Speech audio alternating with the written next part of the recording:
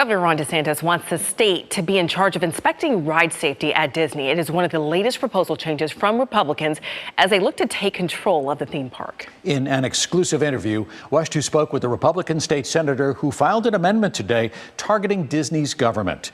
WESH 2's Christina Watkins shows us some people say this reeks of retribution.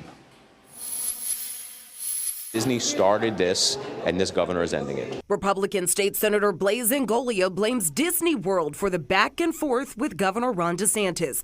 Speaking exclusively to WESH 2 News, we asked, out of the 50 years the mouse has been around and all the success it's had, why make changes now? Well, ask Disney that question. They're the ones that everyone keeps on forgetting that the legislature wouldn't have gotten involved if Disney didn't get involved. Disney World took a stance against the governor's parental rights and education law, which critics call the Don't Say Gay law. Since then, the state proposed several changes, one of which looks to alter the way Disney monitors any injuries on its rides and monorails.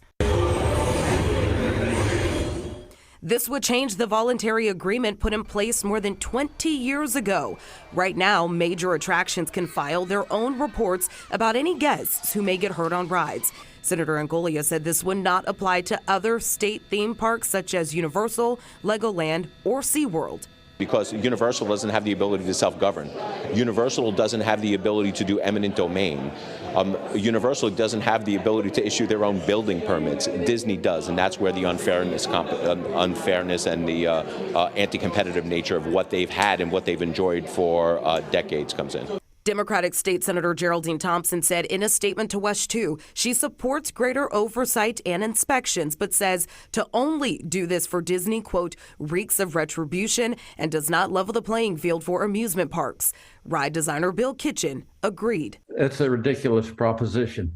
How can the state of Florida do a better job than Disney's done for 50 years? There's never been a perfect ride. There's never been a perfect ride inspector, but they're as close as you can get to being perfect. In Orlando, Christina Watkins, WESH 2 News.